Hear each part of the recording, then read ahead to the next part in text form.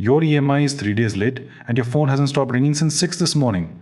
Here's the part almost nobody tells you. Calling you before 8 am already broke the rule. Because recovery agents are not allowed to do half of what they actually do to people who miss a payment. And most borrowers have no idea where that line actually is, which is exactly why it keeps getting crossed. Somewhere in India right now, a recovery call is being made to someone's neighbor, or their office landline, or their elderly parent, not because it's allowed, but because almost nobody pushes back. Here's how this actually works. When you miss a few EMIs, your bank or NBFC doesn't usually chase you itself. It hands your file to an outsourced recovery agency. That agency is bound by something called the RBI's Fair Practices Code. And starting 1st July 2026, a single, tightened set of rules applies to every lender the same way. Banks, NBFCs, housing finance companies, all of it. No more patchwork. And the rules aren't vague. Contact is only allowed between 8 am and 7 pm. The agent has to carry an ID card, a written authorization letter, and the actual recovery notice, not just show up and start talking. And critically, they're only allowed to talk to you or your guarantor, not your neighbor, not your employer, not your parents, unless one of them is the actual guarantor on the loan. Here's how this plays out. Illustrative, not a specific reported case, but this is exactly the pattern. Someone misses 2 EMIs on a personal loan after a rough month. A recovery call comes in at 6:30 in the morning, before the person's even out of bed. Then a second call goes to their office reception, asking to just confirm a few details.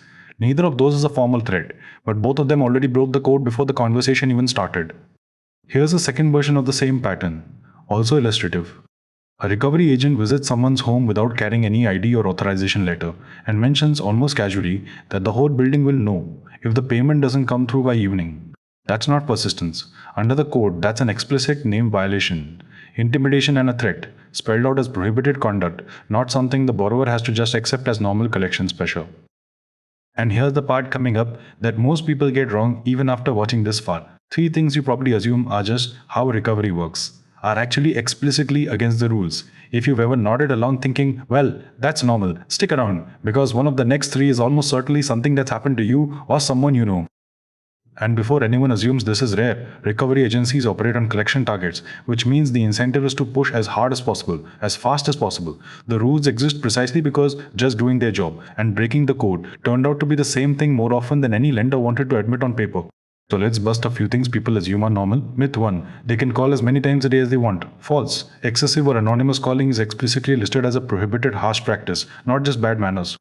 Myth 2. They can tell your family or your building what you owe. False. Agents are restricted to the borrower and guarantor only. Telling anyone else is a privacy violation, not a persuasion tactic.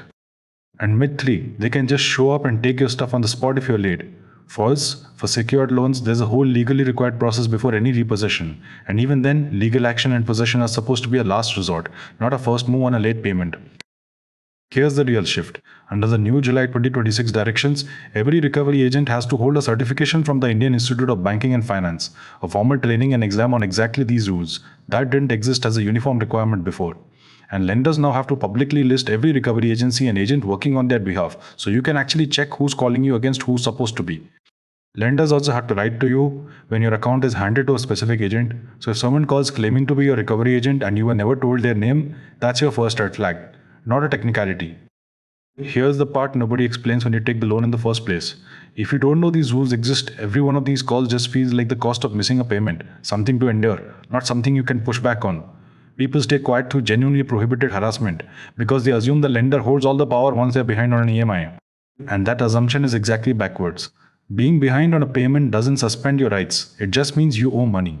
Those are 2 completely separate things under the code, and lenders are held fully responsible for what their recovery agents do in their name, whether they admit it upfront or not. So, if this is actually happening to you, don't just switch your phone off and hope it stops. First, write to your lender's grievance redressal officer directly. Every recovery communication is now required to carry that officer's contact details. Give it 30 days. If it's not resolved or it's outright ignored, escalate for free to the RBI's own Ombudsman portal, cms.rb.org.in. No lawyer, no fee, and it's a formal regulatory complaint, not just a customer care ticket that goes nowhere. So here's the real list, what recovery agents legally cannot do to you. First, they can't contact you before 8 am or after 7 pm. No exceptions for urgent cases. Second, they can't talk to your family, your neighbors, your office, or anyone who isn't you, or your guarantor about your loan. Third, they can't show up without an ID card, an authorization letter, and the actual recovery notice in hand. Fourth, they can't use abusive language, threaten you, or intimidate you. That's not tough collections. That's an explicitly banned practice with a name in the rulebook. And fifth, they can't jump straight to legal action or repossession as their first move. The rules require it to be a last resort, not an opening threat. Quick recap: no calls before 8, none after 7, only you or your guarantor. ID and authorization every time, no abuse, no threats. And legal action is the last step, never the first. 5 rules, and every one of them was already yours before you ever heard of them today. The moment any of this happens to you, it stops being just how collections works and starts being something you can put in writing and escalate for free. That's the whole point of the rule existing. Forward this to anyone you know who's ever dreaded picking up an unknown number, and subscribe, because the next jalal we break down could be the one sitting in your own loan agreement.